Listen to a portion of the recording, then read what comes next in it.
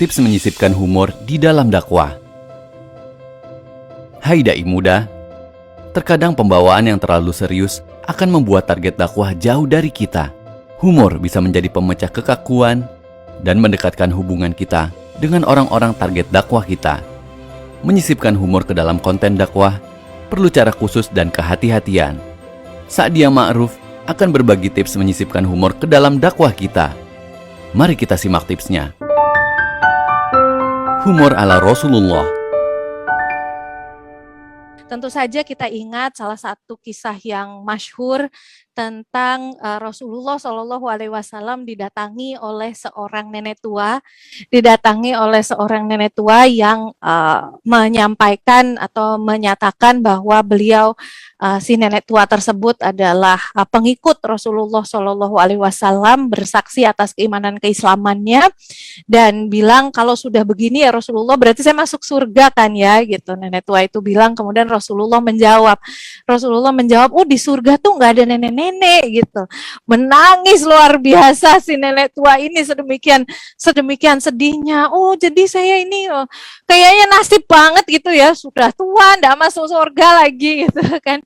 Kemudian Rasulullah dengan segenap kasih sayang dan kelembutan beliau menyampaikan, nenek nanti kalau masuk surga akan jadi muda kembali di surga, akan jadi muda kembali. Ini satu kisah yang masyhur bagaimana Rasulullah ada isengnya sedikit ya, ada isengnya sedikit tapi juga dalam suasana penuh kasih sayang dan juga penuh hikmah. Bagaimana menulis humor dalam dakwah? Humor itu sebenarnya ada tiga gitu. Humor itu sebenarnya ada tiga jenis. Yang pertama adalah humor yang superior. Jadi ada tiga teori sebenarnya. Superiority, incongruity, sama tension release. Superiority itu adalah humor yang dikritik di sepanjang sejarah, baik dalam Islam maupun juga oleh kalangan sarjana barat atau Western scholars gitu ya, kalangan sarjana barat. Dalam Islam tentu saja dikritik sebagai sesuatu yang olok-olok. Kalau oleh sarjana barat itu saya ingat ada salah satu pemikir namanya Henry Bergson atau Henry Bergson lah bahasa Jawanya ya. Ya dalam bukunya berjudul On Laughter dia bilang bahwa laughing atau tertawa itu the feeling of sudden glory, perasaan jumawa. Ketika kita kemudian menertawakan orang lain, mengolok-olok dan sebagainya, tuh kita tuh merasa, oh iya nih kita nih lebih tinggi gitu, kita lebih tinggi daripada mereka. Kemudian yang incongruity adalah bagaimana humor-humor yang menggunakan menggunakan misalnya plesetan kalau di tradisi humor Indonesia ya, terus kemudian menggunakan bolak-balik konsep, menggunakan permainan kosakata dan sebagainya, yang sifatnya witty, kalau bahasa Indonesianya itu cerkas gitu, yang sifatnya witty.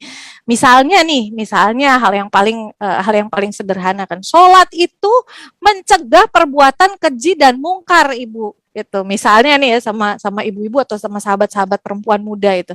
Sholat itu mencegah perbuatan keji dan mungkar.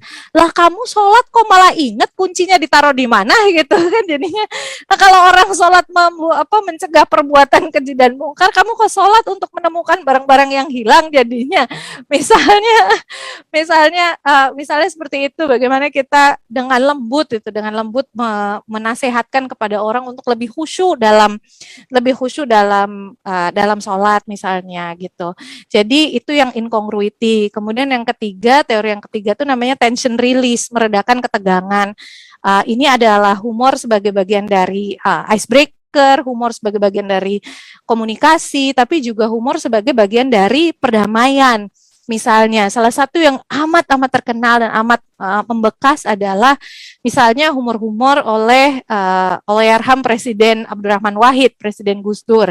Itu salah satunya bagaimana beliau menjembatani misalnya dialog-dialog antar agama dan sebagainya dengan humor-humor yang witty tadi, yang cerkas, yang bukan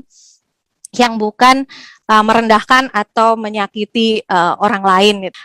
Jadi Ibu dan Bapak sekalian, Sesungguhnya humor adalah metode yang amat efektif untuk berkomunikasi, metode yang amat efektif untuk menyampaikan pesan, dan yang terpenting lagi adalah metode yang amat efektif untuk menunjukkan rasa welas asih. Tips melakukan humor dengan welas asih. Humor yang seperti apa? Ya humor yang 3 itu. Bagaimana kita menghindari humor-humor yang membawa kita menuju ke perasaan jumawa, perasaan superior, atau membawa kita merendahkan orang lain gitu ya. Misalnya bercandain ibu-ibu terlalu, bercandain ibu-ibu atau sahabat-sahabat perempuan muda gitu ya, karena dai digital dengan terlalu jauh misalnya.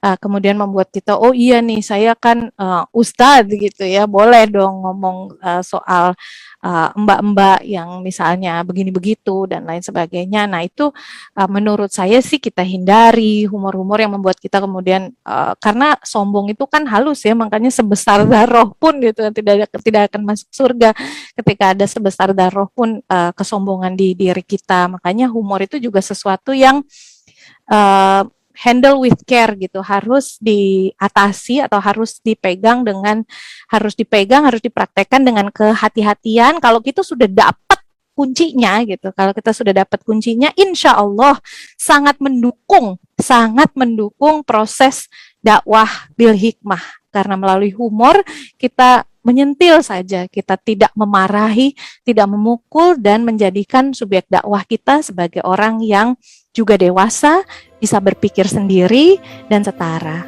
Hai dai muda, dakwah kita adalah peringatan, kabar gembira, dan penghiburan bagi target dakwah kita. Materi dakwah yang menghibur akan lebih disukai dan didengar oleh orang.